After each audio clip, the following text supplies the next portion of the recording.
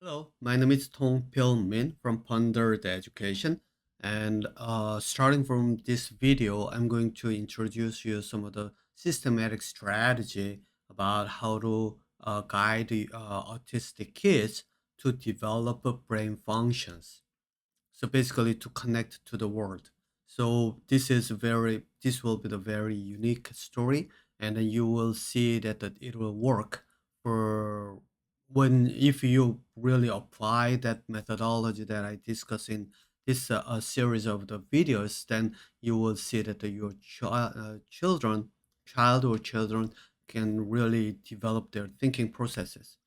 Also, one thing that I would like to mention first is that if you have neurotypical children with autistic kids at the same time, then this the strategies that I apply and I suggest in this throughout the video series, then you can have both different types like ADHD, neurotypical, it doesn't really matter. Even intellectual disability, it doesn't really matter. You will be able to really grow them to develop their brain functions so that they can really actively use their brains. Now, the first of all, if you would like to connect with me and discuss about the autism, about your child or children's education, brain development, then you can contact me if you go to the ponder.ca, which is the Ponder website. And if you scroll down to the bottom, then you will see there's an email that you can contact me. Or another thing is that since this server sometimes has some of the issues. So I have another email which I call it. I made it as a pondered, PONDERED. The uppercase, lowercase, it doesn't really matter. 100 at gmail.com. So if you would like to you contact me via email, then you can use this as a main and CC me on the one that the you see in this website. But because sometimes the last year I lost like about a couple of months of the data, including emails, everything because of the server had some of the issues. So this is one way to for you to contact me, and then or if you are in near the Vancouver area, I live in Burnaby and my office is in Burnaby. You can visit me here by you have to contact me first to set an appointment, and then otherwise. You might not be able to find me in here. So they contact me first so you can come and discuss with me. Provide in this website. You will see that I provide some of the services about consultation and coachings and all those kind of services as you may know. And I have the classes that where family members come and online classes for now. The family members learn how to approach it to the kids to develop their brains in everyday life by having some of the systematic ways. So the classes are there are two different types of the classes. So one is that basic understanding of it, and then basic process of the how to develop the brain functions, and coaching sessions. If you are either school teachers looking for the ways to develop your students' brain functions, and or if you are the organizations like special need education schools or something, then you can contact me to discuss about the for the workshops or seminars or the how to implement these educational strategies into your educational systems. So you can do in any those type of ways. Another way, if you are outside of the Canada or not in the nearby here, then you can find me this year in different places where you just don't meet me, you meet other people where the conference is. This is World Congress of on Special Need Education, which it will be held on the November 3rd to 5th in 2025, and it is in Oxford, UK. I'm gonna be there with my son, and then you will, if you would like to ask some of the questions about how autism thinking is different, you can directly ask to my son if you attend to this conference. And you can also meet any many other researchers, and there are teachers and on the special need education. Sometimes there are parents uh, attending this conference to learn some of the strategies and uh, the methodologies. And you will see that the how the researchers are approaching. I'm the general chair, so you will find me there all the time because as a general chair, I have to go through all these, well, the entire conferences and presentations. Unless the room is separated and I have to be, I have only one body, so I have to be in one place and the other place I won't be there. But in general, I'll be the one that just or the managing this entire conference flow. Now, this is where you can meet me as well, and you will see that my presentation as well. Okay, so one thing that I would like to discuss about is first is that if you go to my website, this time I'm using this computer streaming system to record this the video because I'd like to use one of the article. When if you go to my website, which is ponder.ca and publication and Journal of Ponder, click on it. There's only one for now, and if you click on it, then you will see there is an article about the how the brain development is being processed. The human brain is the result of the evolution, so it doesn't really have one simple thinking process. It has complicated thinking processes, and this is half part of the human brain functions, and it is separated into six categories, starting from one to all the way to six types of the thinking processes. So I'm going to start using this, and each time that I'm going to refer one of these to show you how you can guide your autistic child into brain development throughout these brain functions. The most of the neurotypical people uses, well, basic instinct. The first brain function is the one for everybody, including neurotypical or autistic children. In general, majority of the people. So let me draw one of the system for now. Let's say this is a brain function. Oops, this is too big. So let's say this is the brain function. And this is level one, which is basic for everybody, and level two, and let me just use this one, simple, so that you can see easy.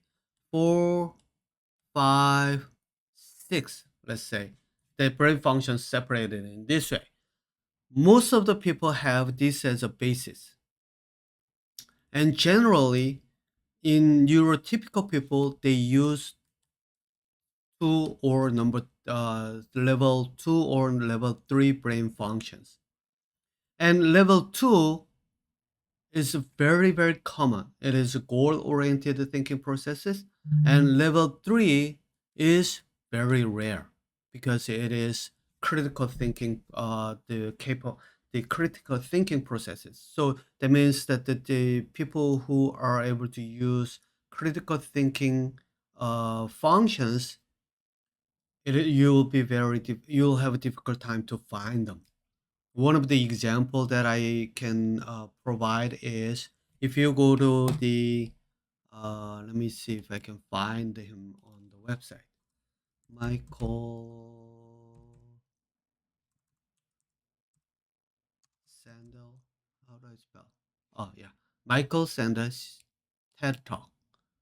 This is if you go to Harvard TED YouTube, there's a YouTube video, and then if you go to if I the Harvard University YouTube channels, then what you will see is that you will find his lectures in the Harvard website, yeah, like this one.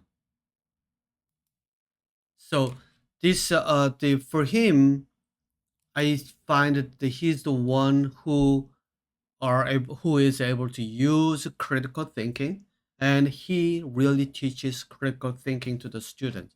And I suggest you to watch at least one of his lectures, and then you will see what is the idea about the critical thinking is about. Now, for the autistic kids, generally think that they are really intellectually kind of behind, and it's very, very slow in terms of developing brain functions. But ironically, you'll find this video, you probably know it already. Dr. Temple Grandin, who is a known famous biologist and who's known as a inventor in the who invented the some of the farming machines that revolutionized the entire farming industry. So she is a well-known biology scientist. She is not just famous because she has autism and she has PhD. She really made breakthrough development in the farming industry. That's why she's famous. And if you go to her website, then or the university that she's a professor, so she if you go to her website, then you'll find a bunch of the publications that she made, and then you will have to think about, can my child be like her? Yes, this is what I say. Yes, you can. Until now, there's no way to make these kids' brain developed through systematic way. But starting from this video, I'm going to show you that how to approach from the basic step to the advanced level. But one of the problem is that as it goes to the advanced level, it will be very challenging because this is new systematic ways to do so. Okay, so you will find that this is when you hear, then yes, it could be done, but when you really try to do, then you will really find out that it is not easy. The reason is because you haven't seen these type of educational approaches, and you haven't really done anything similar to this. Because of that, it is very awkward when you are trying. And you can think about in this way: you try to learn, for example, like playing tennis for the first time of your life. Then everything is new. You have to develop the muscles to for the tennis, and then you have to adjust your movement according to it, and you have that takes time and practice. And this is the same. Brain work is the similar. like a muscle work. You have to organize your brains, and then you have to utilize them as they depending on which is your target. Okay, so this is what I'm gonna show you how to do from the basics. Now, this video, I will start with where to start in terms of the education for autistic kids. So this is what I'm going to do. And the starting point is this basic instinct.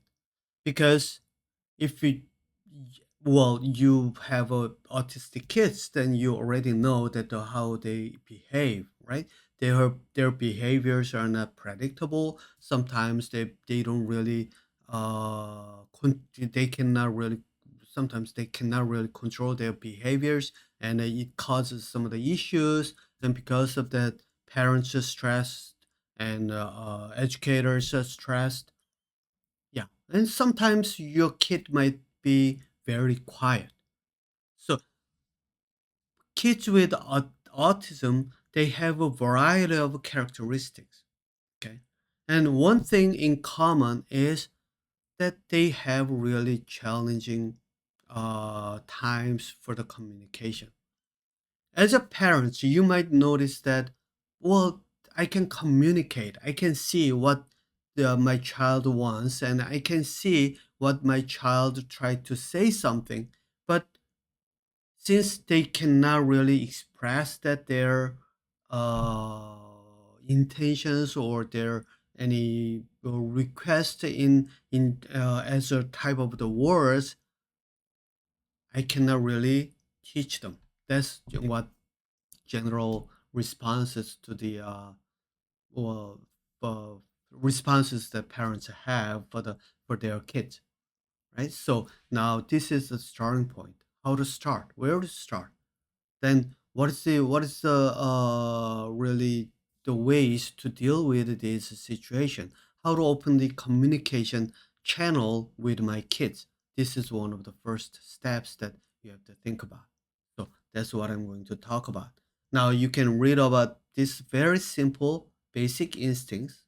Well, I'm going to have some of the detailed and then longer version of the article. Well, I prepared as a the books. Did I upload it already? No, I haven't. Yeah, so I made it, but I haven't done it. So you can for now, just read about this and then think about it. Now, and then compare to the what I'm going to discuss right now with this video. Okay, so the what where to start.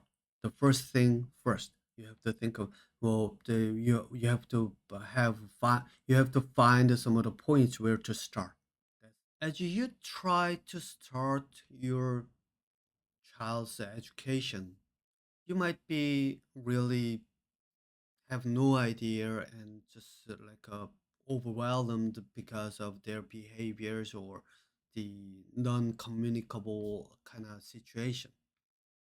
And when so you go to somewhere like outside education system where something like some of the autism education for there are many different types of the autism educational system, and then you find help from there. And people from the this educational system are the ones that specialize in special need education. So they have some of the ideas, and then you will communicate together and try to help them. But in many cases, you will find that you will hit the dead end even with the help from the those specialized educational educators that you ask for the help. The reason is because entire educational system for the in the special needs is based on their social skills.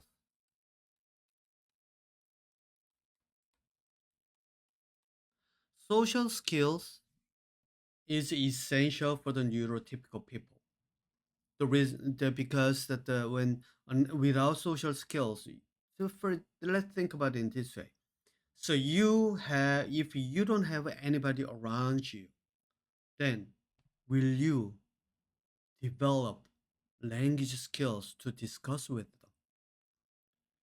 For the survival for the human history throughout the human history, early stage of the human history, that survival is a key function. For the survival, you have to have knowledge. You have to know something. When you wanted to know something, for example, which food you can eat. Well, not the food. The food is edible. So let's say which vegetable you can eat, which fruits are toxic, which animals are dangerous, which animals you can hunt, how. And then this type of information increases the survival chances. When to you have to have some of the knowledge about when to plant seed your plants and when to harvest, how to store them, and then the methodology of it. Either you ferment it, or if you put it into the salt, or you just bury it under the ground where it is still cool or something like that. You have to have the knowledge to survive through in different varieties of the conditions,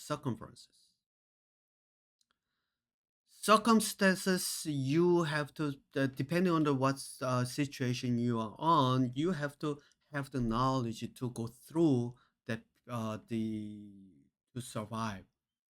And to survive, exchange of the knowledge is very, very important.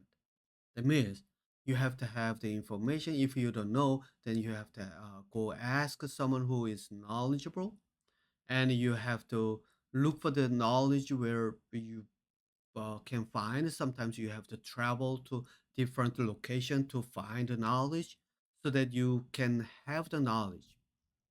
So building the knowledge base is the fundamental basis of the knowledge is social skills. Now, problem is here. The social skills connected to the knowledge, at the same time, the language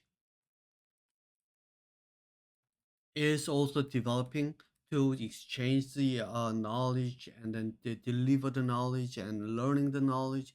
This is the born of the education.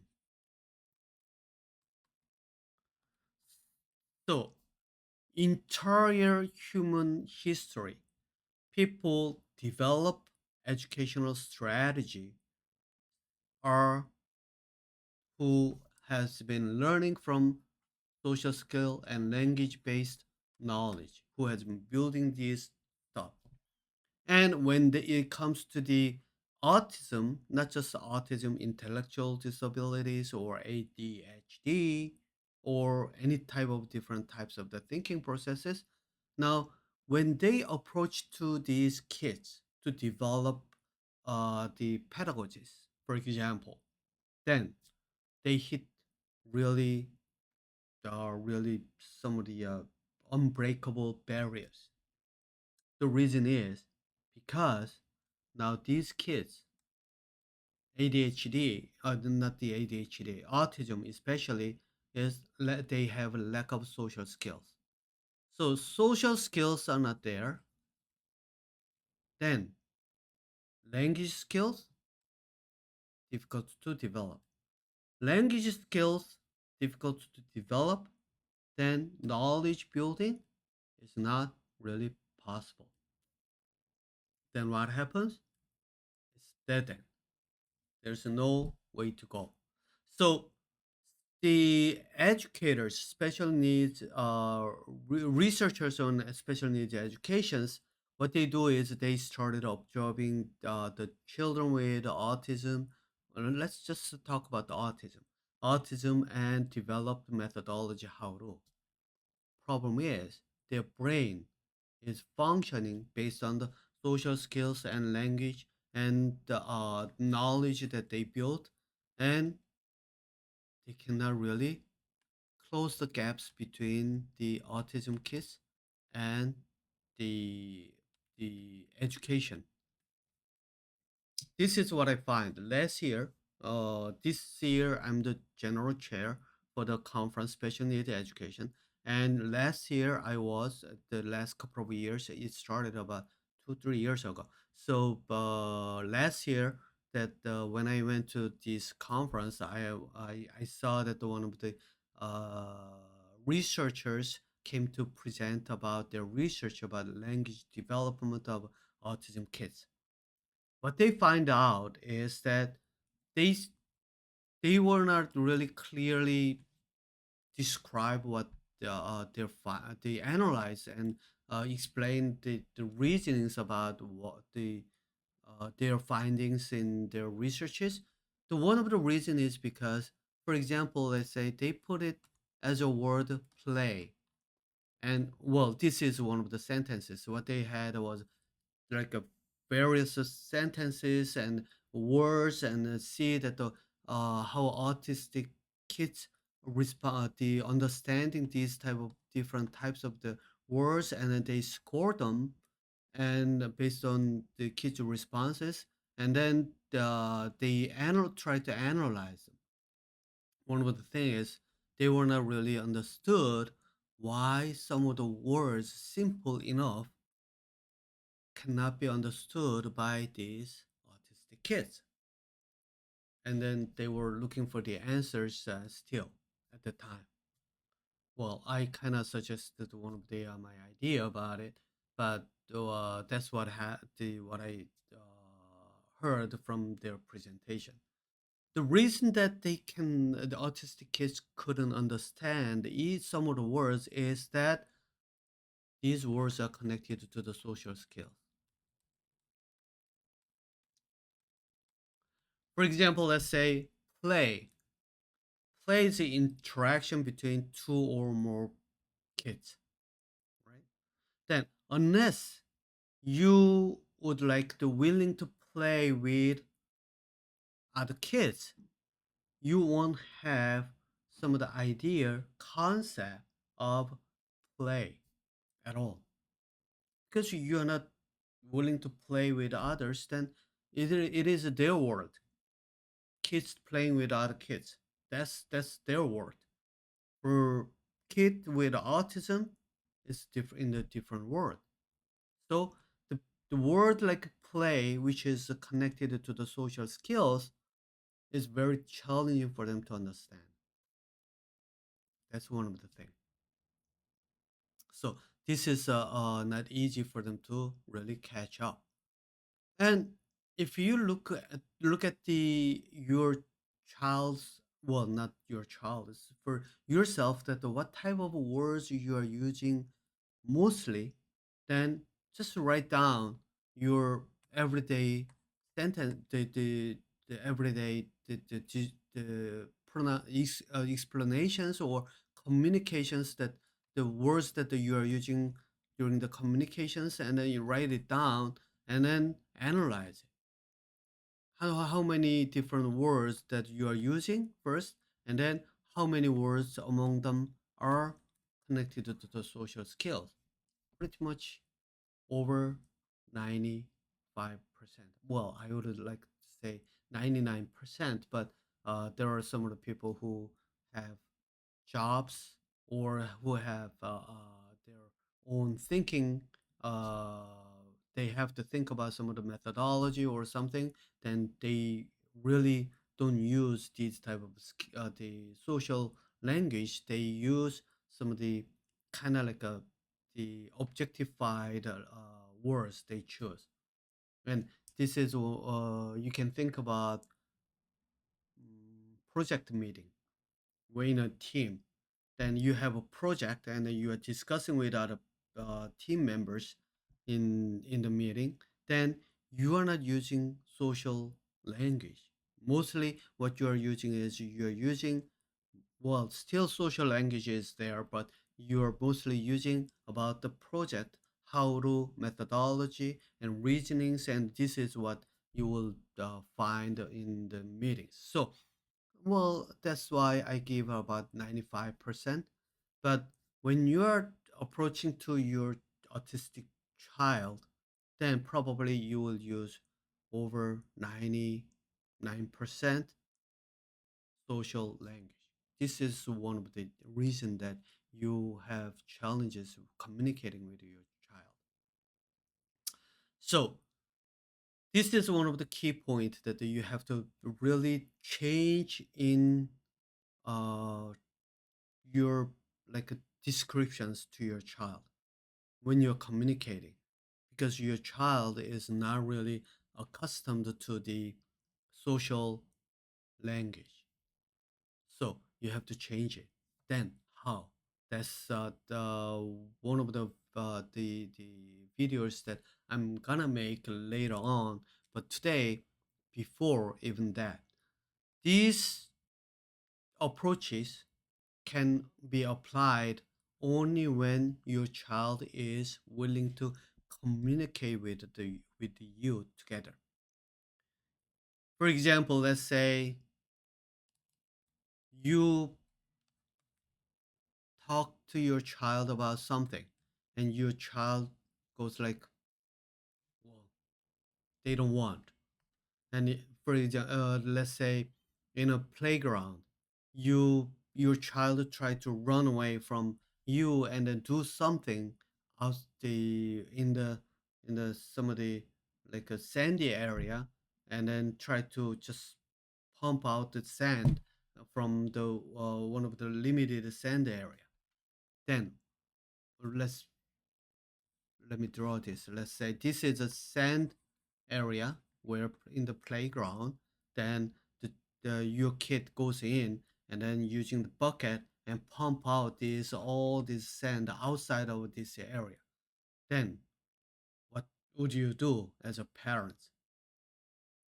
The answer probably about over 80% of the parents, what they do is go stop them and say that no, this is not what you do. You play inside of this area, sand stays in this the given area. You don't want to pump it out, stay from here, right? This is one of the things. You restrict your child's behaviors, action boundaries, and what to do and with other kids. And then let's say your kid try to go push other kids, then you stop them and then told them this is not how you do. And then for the friends you have to go gently either ask or the well, let's say basically how to play with them, right?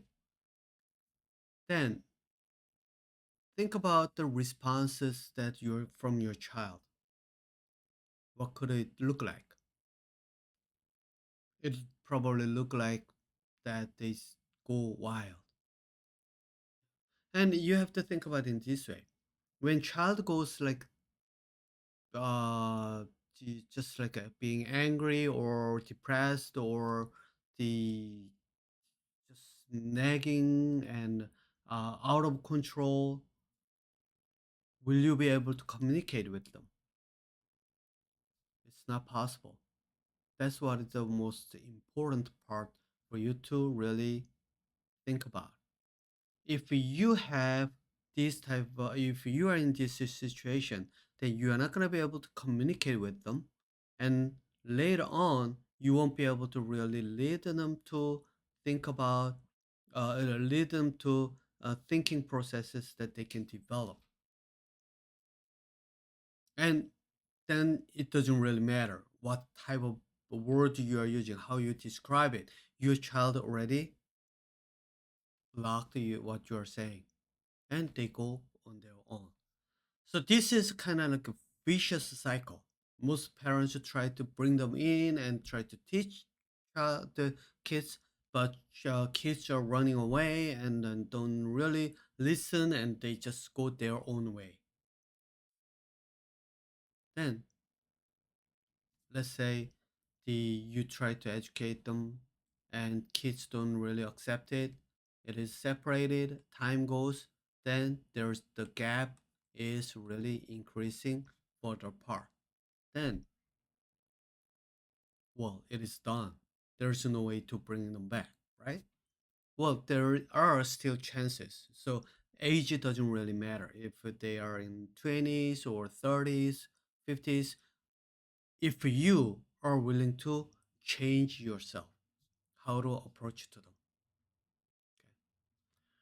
So you have to think about how to for now from now what you have to think about is how you can approach to your to the children so that they can communicate with them, they can open their minds, and then they started looking into it.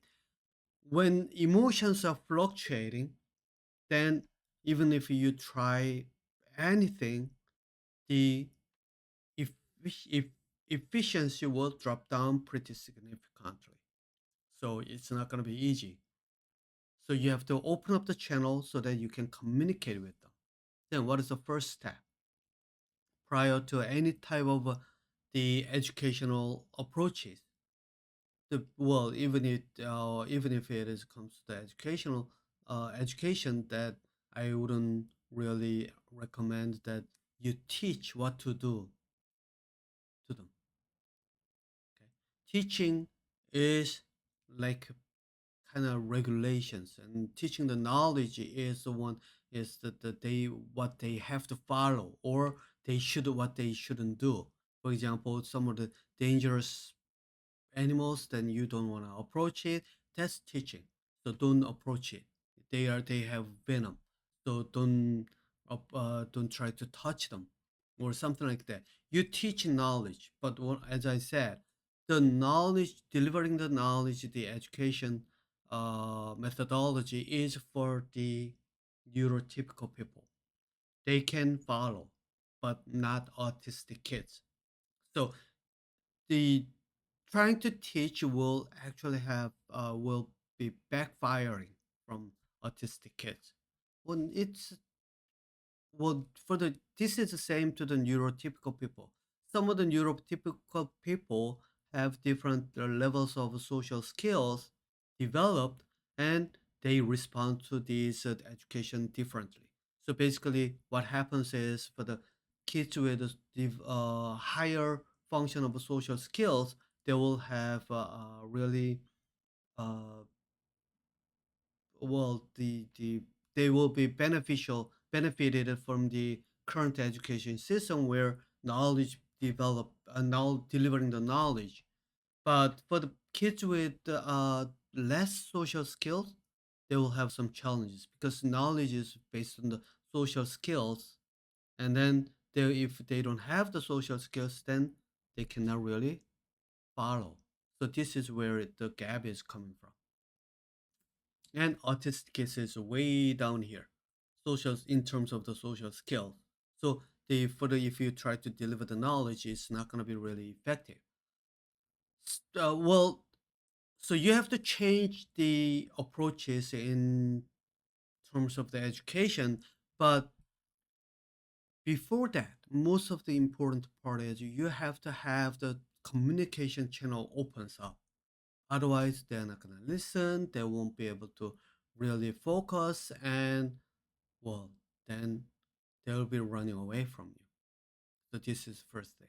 So here's my first suggestion that you what you can do. Number one, don't tell them what to do. Okay, ask them their opinion first, and then provide the reasonings so that they can understand. Even though they are not able to really express their thoughts, that's okay. You try best thing. The unable to really describe what their thoughts doesn't really mean that their brain function is not developed.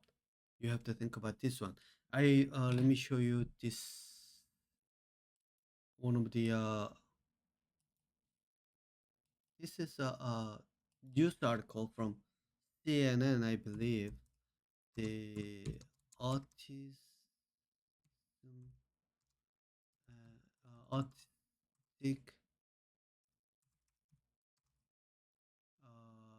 student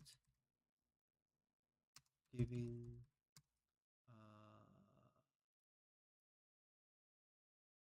what is the title? I don't autistic student valedictorian. How do I spell valedictorian? This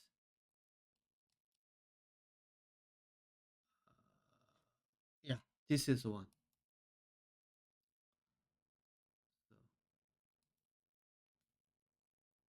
So let me just share. So this is from CNN, right? And then you can see non-speak autism girl that gave the graduation speech in the college when graduating from the college. And then think about, look at this, non-speaking. This is what I'm trying to say. Non-speaking meaning that verbal communication is not possible. But what she does is that she did was that she gave the speech by typing her speech on a computer, and computer reads it for her. That's what it happened. And think about if you or child, well, mostly not all autism kids with autism are non-speaking, but there are some of the kids are non-speaking. You can kind of distinguish them by just watching over and see that if your child can even say a word or two, that means that they are able to speak. Okay, so you can think about it in this way: word or two speaking, but still their words are limited to the number of the words that they use limited. That doesn't mean that they are not able to describe themselves. That means that they can describe inside of their brains, and but they are not able. They cannot really do it because they don't know how to do it. Okay, because most of the words that they hear from the parents or the adults around or friends, even in the school, are social languages, not in their language. So they have difficulties in developing the language skills. So you have to think about it in this way: your child is really able to kind of process all this information and think and the knows how to respond to it. Problem is, they are not given any chances to do so. Why? Because people want them to speak in language so that they can understand instead of any other means. For example, like reading the body language or gestures or the kind of like facials or something like that. Well, what I found out is that in these days, some of the researchers use AI computing system to kind of monitor the kids' language together with the facials all together to analyze the what they try to say and then put it into the words so that people can understand. This is one of the tools that being developed as I understand. But that doesn't really mean that they will be effectively the communication will be very effective because the emotions and the facials have all differences in there, and then there could be misunderstanding also. It is helpful, but that doesn't mean that the communications is really can be really flow easily. So you have to work on your child's communication skills based on everyday life that you are kind of having together in just like every single moment, right? To do that, you minimize that the some of the explanations about your intention, what they want to do. So don't use those type of the approaches. Let them have freedom. Okay, but when they have like for example they try to touch other kids or push other kids or having grabbing some of the heads, this is what happens when we are traveling. I met a autistic girl in the middle of traveling about a month or less than a month ago in the down in the US, that she grabbed my hat and the parents tried to explain, and then she and parents say that well she will generally grab it and then give it back to the people. But as she listens, I could predict actually. What I was predicting was that she's not gonna follow her mother's the description, because that description meaning that forces her to behave in different ways. So basically, what she did was that as she grabbed my hair, I let her grab it, and then not my hair, my hat, and then her mother explains in the to me that she will return it after looking at it. And then I saw right after what she said that the little girl threw my head into the ground. And well, the parents apologized to me, but I asked that there's no reason to do so because I knew what would happen. This is people think that the autistic kids don't understand what other people are saying. That's not really true. They understand. They understand and they know what it is. They just cannot respond with in language that because they don't know how. Okay, but one thing that they can do is this. Let's say, well, every day you say, "Don't do this, do and don't." Then they'll start resisting because they want to have fun. For example, going back to the example with the sand, they wanted to have fun by pumping out the sand, but their behaviors were stopped, their action was stopped, and they cannot really do anything. Then they are being angry and anxious. Then what happens? They don't listen. What they do exactly what other people are asking them to do. So they asked to don't do something, they will do it.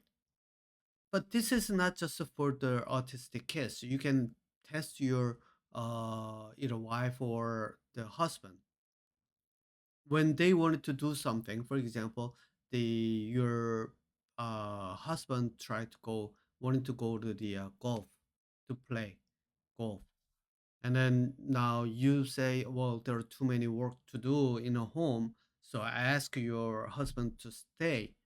Then what happens? Sometimes your husband will run away to play golf, and sometimes just to make up some lies, right? And or sometimes just being angry and doing the housework because they just simply they have to do. So this isn't what happens in the neurotypical people. And think about autistic kids. They do behave in the same way. Okay? So if you approach like a do and don't, then they will do exactly the same. Well, mostly there are some of the kids who are following well to the parents' instruction, but still they cannot really develop the thinking processes, and there are reasons for that. Okay. Then you might ask, okay, do or don't, remove it. Then what can I do to my kids?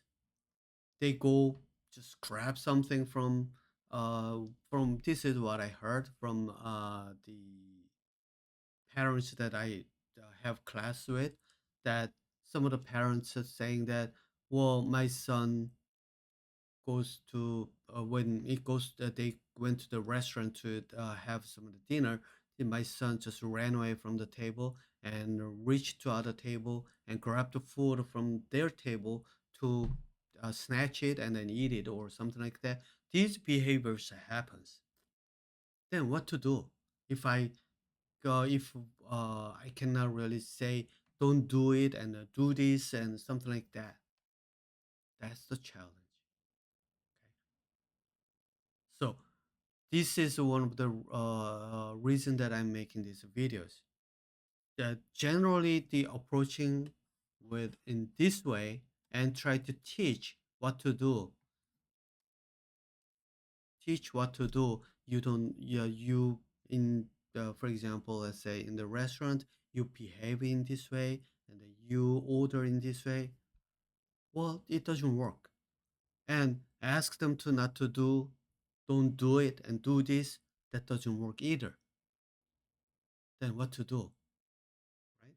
This is a dilemma probably you have right now, and then it is the for parents and educators, anybody who have these kids around you, probably the same in the same situation.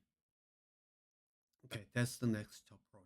Okay, you have to think about, well, the until I make the next video, which in about a week or two, I'll try to make about every week, but sometimes it'll be every other week. Yeah, so depending on my schedule, because the I have to put up some of the other videos as well in Korean. So this is a dilemma. Then what you can do is you have to think about now approaching without the conventional approaches for the approaches that works for the neurotypical kids. And what I call it is that the approach methodology, what I call is freedom and conditions. The freedom and conditions meaning that you give them freedom, but you limited their actions. And but the in terms of the behaviors, there are different reasons that they do. So freedom and conditions are the one you can apply. Will be the one next topic, or topic after next, or something. This is when kids have kind of curiosity. When kids have curiosity, then freedom and condition works. When kids are really having some of the behaviors that bothering other kids, for example, as just pulling hair from behind, or the pushing other kids away from the way, or just the well, something like those type of behaviors. There are reasons and there are methodologies to approach instead of do or don't. Okay, so that's one of the parts that I'm going to deal with the next one. So that's the first, and this will be probably the second, because this is the what generally many families with autistic kids are facing. Okay, so that's totally when the one that I this is the most questions that I'm being asked, and that this is the many family members are really looking for the solutions. Okay, now if you are, well, this is these approaches are not in English, but I have some of the uh, publications in Korean ebooks. Yeah, so if you go to here, then you will find there are several books, but these are in the Korean. So, but if you happen to learning Korean, or if you happen to can already know the Korean, then one of the book that you can read about is this book. Yeah. So, but probably, I guess, many of you are not familiar with it, and I will try to explain these approaches in English in this video. Okay, this book is really about the child with autism and intellectual disability, and the child behaves just like what I said. It just cannot be really behaviors were not able to control. So parent had to be really always like nervous when kid is in a class or even in on a street or wherever they go is really uh, there's the kids behavior gave them the stress. But after approaching with the methodology that I provided, well, the kid started to behave, and the kid even started following the classes by himself, the willingly. So this is the story about the book, and what I'm going to do is I'm going to provide some of the summarized version of this book, one by one, chapter by chapter, in this video series. And next one will be the one about the behaviors. That's what I'm going to do. Okay, so this is it for this time the streaming. I might use just a regular camera or this system next time. So either I will think about which one is more effective. So I'm gonna move on to the next topic. If you have any questions, you can oops, I closed it. But anyway, the in the my email address I gave you, and then pondered.ca, pondered.ca, and then if you go there, then you find the email address. You can contact me. Okay. I will stop here for this video, and then I'll come back with next topic on next video.